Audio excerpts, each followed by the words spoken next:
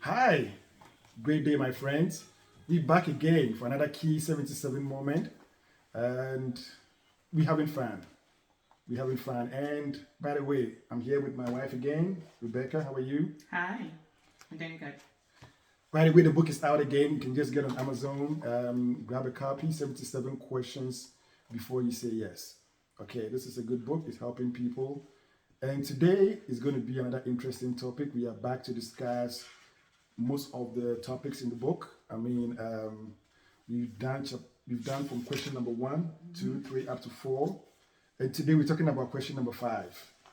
With question number five, it's going to be a good one. It might not be as long as the other ones, but today we're going to talk about: do you have any savings, investments, and safety nets? That's a good question. Do you have any savings, investments, and safety nets? Question three talked about what are your primary sources of income, which we discussed. You can go get a video and watch it. It's all going to be in our video links. We talked about what about your question four? What financial obligations do you have? But the five is like, do you have any savings, investments, and safety nets? That's a good question. I love it. So, from your point of view, what are the investments, savings, and safety nets? Which of these three is more important to you? I think it starts with savings first. If you have enough savings, then you can take some of that savings and put it into investment. Okay.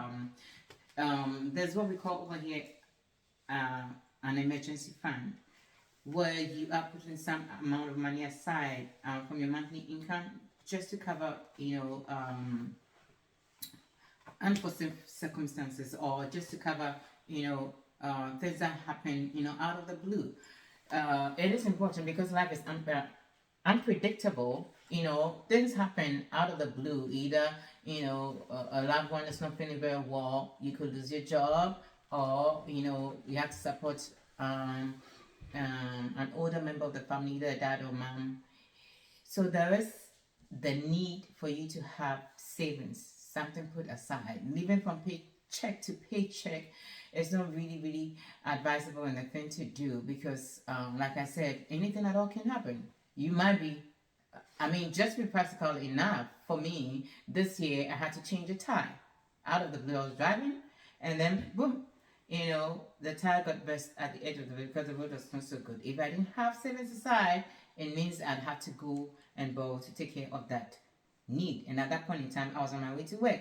It had to be taken care of. So savings is really, really important. And I believe from that, you can pick some up and use it as an investment along the way, either long term or short term investment. So, what would you advise? What would you advise anybody else to say, like, what percentage of their income should they put aside for investments?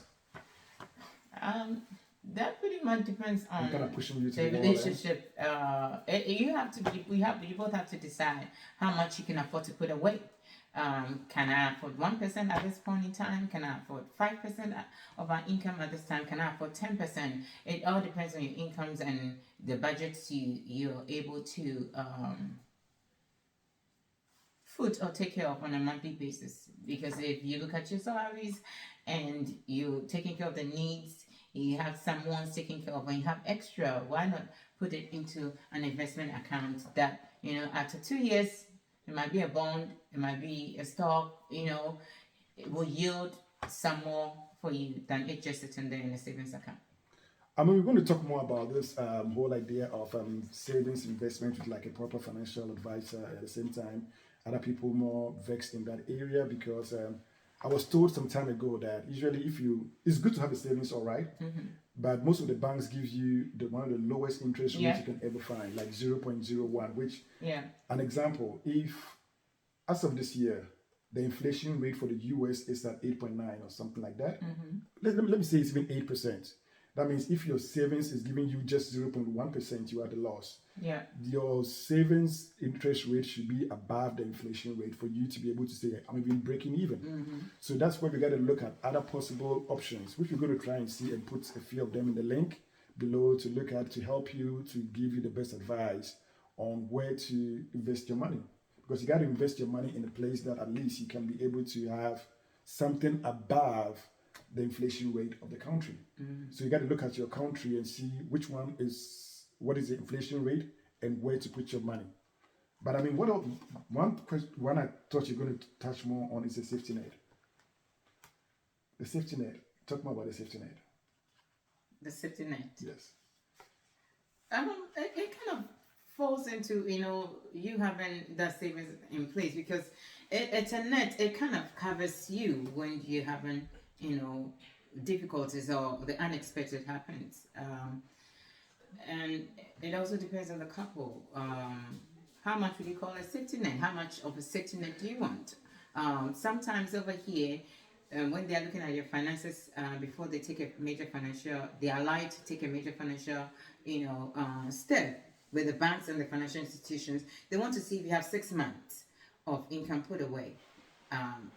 Depending on what you're going for, they look at those things. If it's a major purchase they're going to make, and they see it as a safety net for you and for them as well. Just in case anything happens, they know, hey, you have this amount of money in there that will sustain you within the next 6 months. So within the 6 months, you can make some good decisions to get back on your feet.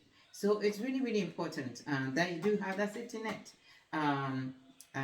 available, just in case anything happens you weren't prepared for. Something just came up and I was thinking about it. I mean, can the safety net be in the form of like an investment you have somewhere that you can always touch on it and grab it at any point in time?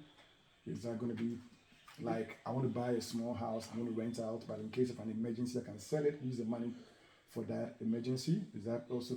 It's very, very possible. I was going to say that safety net or that investment, you have to, which kind doesn't, acquire you making some major payments, because some of the investments, when you put your hand on it prior to it maturing, you incur taxes or whatever that goes with it. So make sure whatever it is you are investing into, you can afford to touch it when you want to touch it, or else you'd have to pay penalties based on whatever the situation is before the prior maturity date. So it requires you knowing a whole bunch about what kind of investment I'm going into.